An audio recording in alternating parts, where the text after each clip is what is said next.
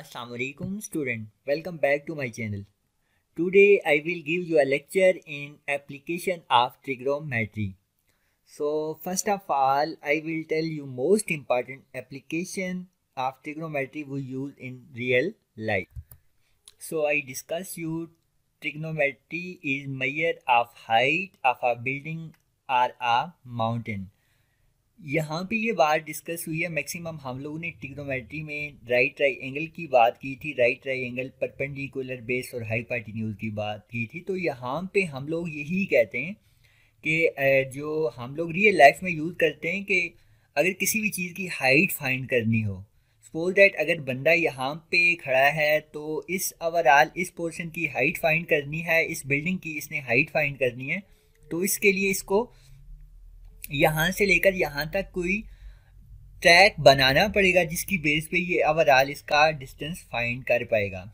अब ये आपके पास ये ओवरऑल ये डिस्टेंस है, ये परपेंडिकुलर, और यहाँ पे जो बनना है वो एंगल बना है। तो इस बेस पे हम लोग यहाँ पे यूज करते हैं trigonometry is use to measure of the height और बिल्डिंग और a mountain, the distance of a building from the view point, the elevation angle. ये हमारे पास जो एलिवेशन एंगल है यहाँ से जब हम लोग देखते हैं व्यू पॉइंट मूव होता है, जो can easily determine the height of building use trigonometric function. ये तो बात होगी हमारे पास रियल लाइफ में, लेकिन हम लोग जो मैथमेटिक्स में इसकी एप्लीकेशन पढ़ते हैं उस हवाले से हम लोग डिस्कस करेंगे यहाँ पे ज़्यादातर, क्योंकि जो हमारे क्वेश्चन आते हैं वहाँ पे वो फिक्स होते हैं, उसमें जो भी आपके पास ट्राइंगल की टाइप्स होगी उस बेस पे हम लोग फार्मूला अप्लाई करते हैं। सो सबसे पहले यहाँ पे इसकी एप्लीकेशन जो मोस्ट इम्पॉर्टेंट है, पहली एप्लीकेशन है वो आपके पास केस 1 में यहाँ पे हम लोग ये डिस्कस करते हैं, अगर हमारे पास वन साइड और टू एंगल गिवन हों तो हम लोग फिर उसमें अदर वैल्यूज और अदर एंगल कैसे फाइंड करेंगे। यहाँ पे मैंने एक एग्जांपल डिस्कस किया है, two angle, the angle of elevation of an aeroplane is 23 degree. यहाँ पे ये एंगल हमारे पास ये मेंशन है 23 डिग्री के इक्वल। उसके बाद एरोप्लेन एल्टीट्यूड इज 2500, जिसे कहा जाता है आपके पास परपेंडिकुलर। ये आपके पास परपेंडिकुलर 2500 एंड आपके पास यहाँ से लेकर यहाँ तक हाइपोटेन्यूज वो x के इक्वल है। आपने फाइंड यही करना है, h फाइंड करना है। तो यहाँ पे टू एंगल मेंशन है और आपके पास वन साइड गिवन है। तो आपको सबसे पहले लेक्चर में मैंने ट्रिग्नोमेट्री की रेशियोज बताई थी और उनकी एक ट्रिक्स भी बताई थी। अगर सपोज दैट आपके पास ये साइड और ये साइड है, आपके पास एंगल भी है, तो कौन सी ट्रिग्नोमेट्री रेशियो यूज़ करते हैं। यहाँ पे एक एंगल यूज़ किया था हम लोगों ने साइन थीटा। साइन थीटा होता था परपेंडिकुलर अवर हाइपोटेन्यूज। यहाँ पे मैंने 3 ट्रिक्स बताई थी, वो उसी पे हम लोगों ने एक साइन थीटा यूज किया था। साइन थीटा होता था परपेंडिकुलर अवर हाइपोटेन्यूज। अब यहाँ पे ये बात देखिए, यहाँ पे थीटा भी है, परपेंडिकुलर भी है, हाइपोटेन्यूज फाइंड करना है। यहाँ पे सबसे पहली बात तो यहाँ पे मैं वैल्यू पुट करूंगा, sine 23 degree is equal to perpendicular हमारे पास है 2500, अवर हाइपोटेन्यूज हमारे पास है x। तो x फाइंड करना है, हम लोग क्रॉस मल्टीप्लाई कर देंगे, x की जगह चेंज करेंगे, x equal to 2500 over sine 23 degree. अब यहाँ पे ये कैलकुलेटर की बेस पे आपको सॉल्व करके बता देते। सो हमारे पास ये वैल्यू आ गई 2500 divide sine 23 degree is equal to आपके पास आंसर 6398.26। सो हम इसको राउंड अप करके लिख सकते हैं 6400। सो हमारे पास x की वैल्यू आ गई 6400। ये हम लोगों ने ये किया है, आपके पास वन साइड और टू एंगल गिवन थे तब सॉल्व किया है। अब इसकी सेकंड एप्लीकेशन यहाँ पे मैं डिस्कस करता। सेकंड केस में हम लोगों ने ये डिस्कस करना है, अगर यहाँ पे टू साइड और वन एंगल आर गिवन हो। यहाँ पे मैंने एक एग्जांपल लिया, यहाँ पे टू साइड गिवन है और एंगल ये वाला गिवन है। हमने फाइंड करना है x. Find the angle of elevation of the plane at point A and the ground. अब हम लोगों ने ये एंगल फाइंड करना है, तो यहाँ पे ट्रिग्नोमेट्रिक रेशियो क्या कहती है हमारे पास, अगर सपोज दैट ये एंगल अगर टू साइड हों, तीन फार्मूले मैंने ये बताए थे, एक सॉक कॉट ऑफ, तीन एंगल बताए थे हमारे पास। ये एक था टेन थीटा। टेन थीटा होता था हमारे पास परपेंडिकुलर आवर बेस, यहाँ पे परपेंडिकुलर आवर बेस।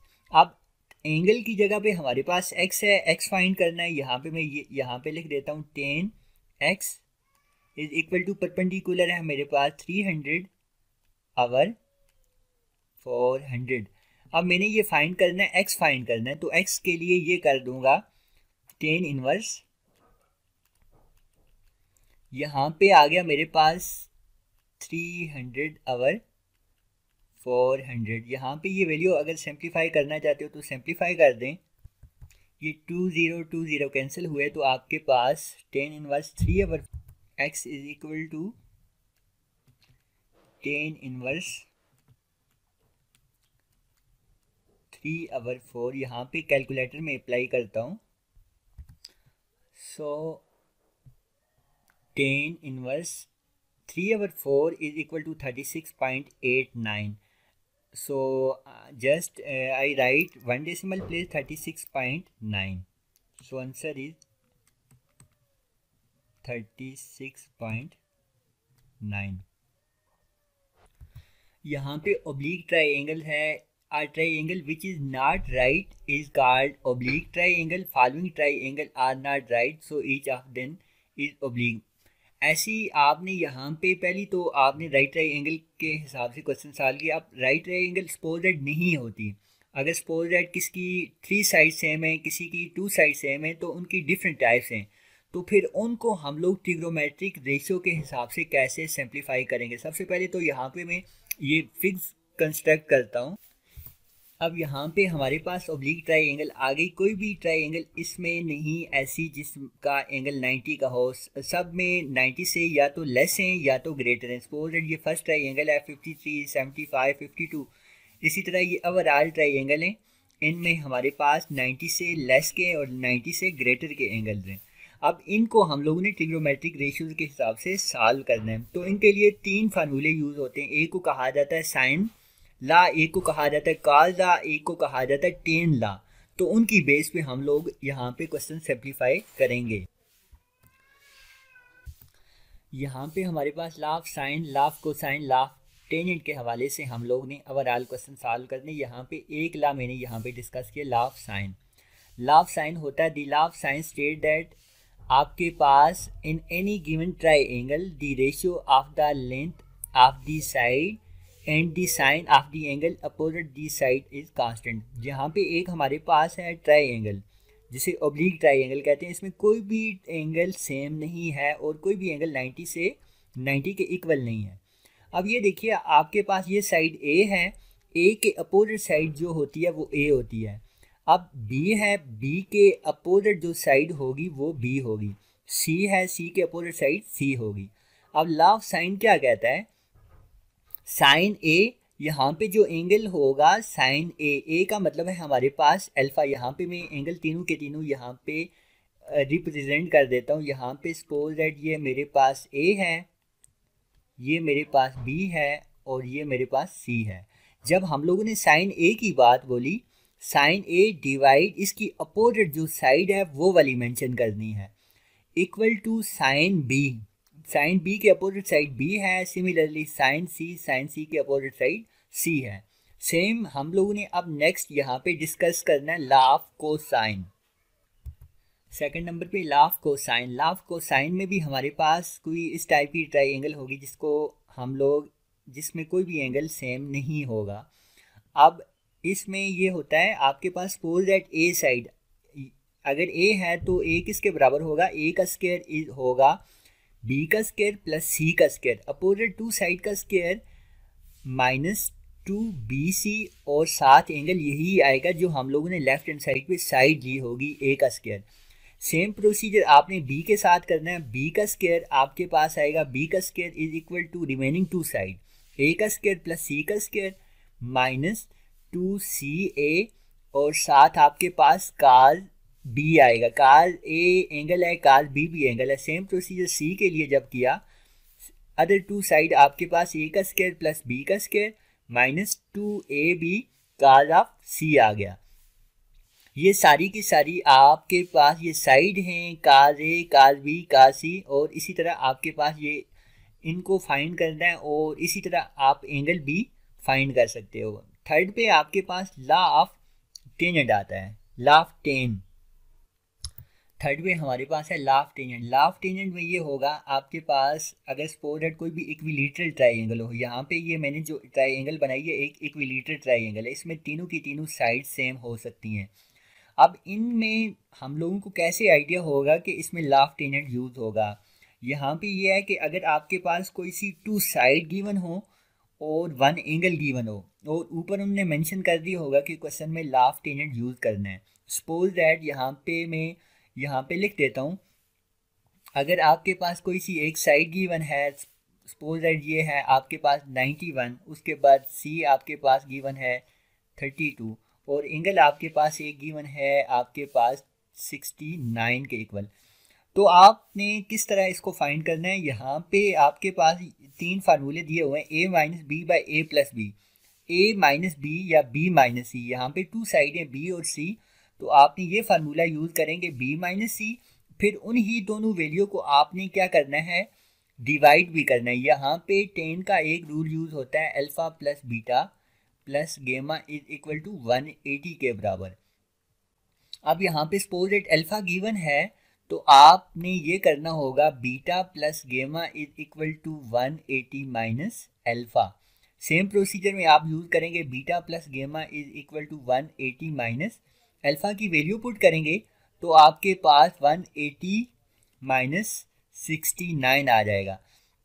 उसके बाद आपके पास बीटा प्लस गेमा यूज करेंगे तो 69 180 माइनस 111 आ जाएगा, 111। अब यहाँ पे ये देखिए आपके पास b माइनस सी मीनिंग बीटा माइनस ये है और बीटा प्लस ये है। अब इन बेस पे आपने ये फार्मूला यूज करना है। अब सीक्वेंस के हिसाब से मैं एक एग्जांपल डिस्कस कर देता हूँ, law of sine, law of cosine, law of tangent. यहाँ पे मैंने एक डिस्कस किया लॉ ऑफ साइन की एग्जांपल। एक आपके पास ट्राइंगल है पी क्यू आर, यहाँ पे एंगल P इक्वल है 63.5 डिग्री के, इक्वल एंगल क्यू है 51.2 डिग्री के, और आपके पास आर साइड एक दी हुई है आपके पास 6.3। सपोज दैट आर के अगेंस्ट यहाँ पे मैं लिख देता हूँ जो जो इनने यहाँ पे साइड यहाँ पे लिखी है, ये आपके पास आर है, क्यू के अगेंस्ट है आपके पास ये स्मॉल क्यू है, और P के अगेंस्ट आपके पास स्मॉल P साइड है। अब सबसे पहली बात तो ये है, यहाँ पे आपके पास टू एंगल गिवन है तो थर्ड एंगल इजीली फाइंड हो जाता है। यहाँ पे एंगल R इक्वल है, जो इसका फार्मूला होता है राइट ट्राइंगल का। यहाँ पे ये मैंने लिखा है 180 माइनस, ये जो ट्राइंगल की एक फार्मूला एंगल फाइंड करने के लिए यूज होता है, यहाँ पे मैं लिख लेता हूँ, वो होता है आपके पास suppose that P plus Q plus R is equal to 180 के बराबर है। तो यहाँ पे ये देखिए आपके पास P एंगल भी है, Q भी है, जस्ट R फाइंड करना है, तो आपने जस्ट ये कर दिया, angle of R is equal to 180 minus P minus Q। अब उसके बाद आपने ये किया है, angle of R is equal to 180 minus P की वैल्यू यहाँ पे मैंने मेंशन की हुई है 63.5 माइनस उसके बाद है 51.2 के इक्वल। अब इसी को आप अगर कैलकुलेटर की बेस पे, ये तो सिंपल है, इसको सॉल्व कर सकते हैं, ठीक है। इनको ऐड और सब्ट्रैक्ट करके आपके पास टोटल जो साइड बनेगी 65.3 डिग्री के। अब ये देखिए आपके पास ये एंगल तीनों के तीनों आपने फाइंड कर लिए। नेक्स्ट आपके पास आता है लॉ ऑफ साइन। अब यहाँ पे जब लॉ ऑफ साइन की बात की, लॉ ऑफ साइन मैंने ये लिखवाया था A over sine A equal to B over sine B equal to C over sine C. अब सपोज दैट मैंने ये साइड फाइंड करनी है, ये P फाइंड करना है। P के लिए मेरे पास ये 2 एंगल पहले 2 में यूज़ कर लेता हूँ। अब मैंने ये किया R over sine R, R over sine R मेरे पास ये आया 65.3 के बराबर equal to P over sine P लिखा। अब इसके साथ हमारे पास 6.3, इसके साथ ये वैल्यू डिवाइड है तो राइट हैंड साइड पे जाके मल्टीप्लाई हुई, P इक्वल टू आ गया मेरे पास 6.3 साइन 63.5 डिवाइड साइन 65.3। यहाँ पे कैलकुलेटर पे ये वैल्यू मैं सॉल्व करके बताता हूँ। पहली बात तो ये यहाँ पे मैं लिख देता हूँ, P मेरे पास है 6.3 मल्टीप्लाई साइन 63.5 डिवाइड मेरे पास है साइन 65.3। सो नेक्स्ट हमने ये करना है 6.3 multiply sine 63.5 divide sine 65.3 is equal to हमारे पास आ गया 6.205। सो हम राउंड अप कर सकते हैं, P की वैल्यू 6.21। यहाँ पे ये देखिए P की वैल्यू मेरे पास आ गई 6.21। ये आपके पास 21, ये मैंने जो फाइंड किया ऑटोमेटिकली आंसर यही है। सेम प्रोसीजर में आपने ये दूसरी 2 साइड करनी है। 6.3 आपने R over sine R equal to Q over sine Q किया, तो यहाँ पे Q के साथ ये वैल्यू डिवाइड है, राइट हैंड साइड पे मल्टीप्लाई की। इस पूरी वैल्यू को सिंप्लीफाई करेंगे तो आपके पास 5.40 सेंटीमीटर आ गया। सही एंगल भी हमारे पास फाइंड हो गया, इसकी 2 साइड भी फाइंड हो गई। सो इसके बाद हमारे पास लॉ ऑफ कोसाइन की एक एग्जांपल यहाँ पे मेंशन कर देता हूँ। यहाँ पे लॉ ऑफ कोसाइन की एग्जांपल मेंशन की है P Q और आपके पास 2 साइड गिवन है, एक एंगल गिवन है। तो यहाँ पे ये देखिए आपके पास R के अगेंस्ट स्मॉल r है, Q के अगेंस्ट स्मॉल q है एंड P के अगेंस्ट स्मॉल p है। आपने R फाइंड करना है, जो साइड गिवन नहीं है वो फाइंड करनी। R स्क्वायर इक्वल टू आपके पास जो साइड गिवन है वो दोनों साइड यहाँ पे मेंशन किए हैं, P square plus Q square minus 2PQ cause of R। जो साइड होती है लेफ्ट हैंड साइड पे वही एंगल यूज करना पड़ता है। अब यहाँ पे ये वैल्यू मेंशन हुई है 6.5 square plus 7.4 square minus 2 into P into Q cause of 58। Now by using a calculator, यहाँ पे कैलकुलेटर यूज करेंगे।